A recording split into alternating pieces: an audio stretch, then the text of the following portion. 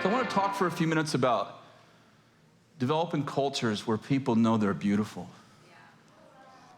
In Proverbs 22:6, I bet we can all quote this even though some of us may not know what the address is.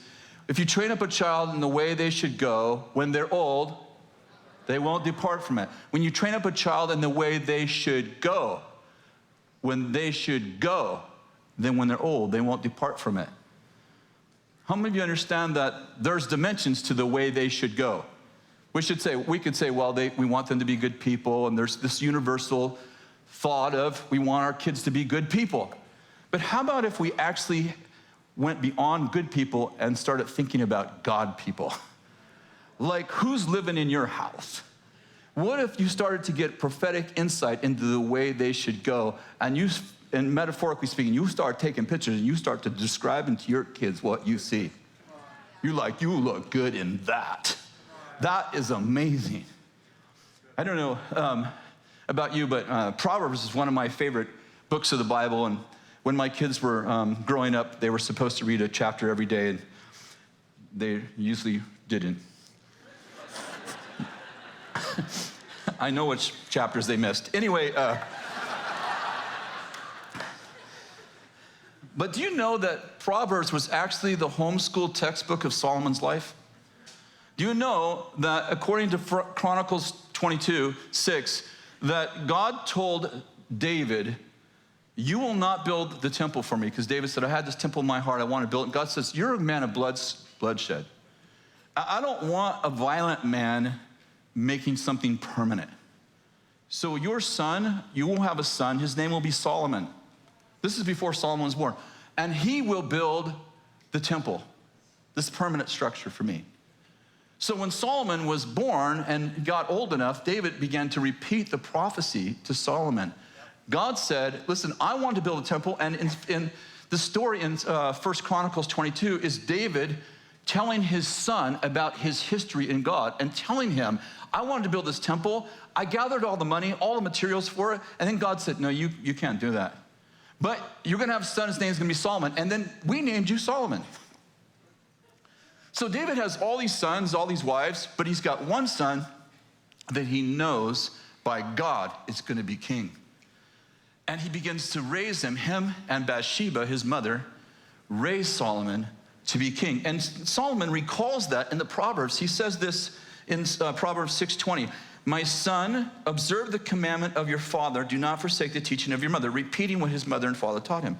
Bind them continually on your heart. Tie them around your neck. When you walk about, they will guide you. When you sleep, they'll watch over you. When you are awake, they'll talk to you. What's he talking about? These are the things my mother taught me. These are the things my father commanded me in. And he said, listen, these things, Solomon, you'll need these the rest of your life. Ladies, how many of you like Proverbs 31? I thought it's probably most women's favorite chapter in the Bible, or at least one of them. And it begins like this: the words of King Lemuel. I don't know if you know this, but when I wrote the book, Fashion to Reign book about women, empowering women, I did a study on Proverbs 31 for obvious reasons. And Lemuel actually means beloved, or the one who God loves. And it was the name that Bathsheba gave to Solomon when he was a boy. This is not a story of another king. This is the story of Solomon.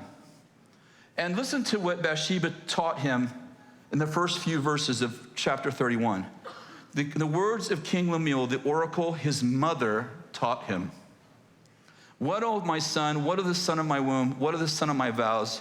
Do not give your strength to women or your ways to that which destroys kings. Why do you think she told him that? This is Bathsheba. Remember Bathsheba? What did she say to him? Do not give your heart to women.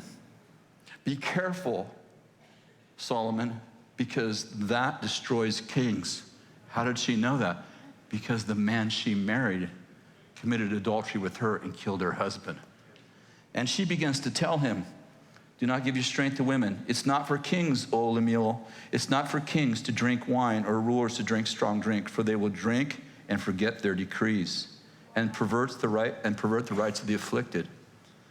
Let them open your mouth for the mute, for the rights of the unfortunate. Open your mouth, judge righteously, defend the rights of the afflicted and the needy. And it goes on, and you know this is a beautiful chapter. But here's my point. How would your life change? How would the life of the people that you were around change if you saw them the way God saw them, and you began to see them, and you began to speak to them, not as they are, but as they're called to be? One of the quotes we repeat often is Ellison Armadine's quote. She's one of our students who eventually was the editor for 3 of my books. And Ellison mentioned, when she was in school ministry one time, she raised her hand and she gave me this quote. She said, "I love to listen to other people's prophecies." I said, "You love to listen to other people's prophecies? Why?" She said, "So I treat them not as they are, but as God sees them, and I invite them into their destiny."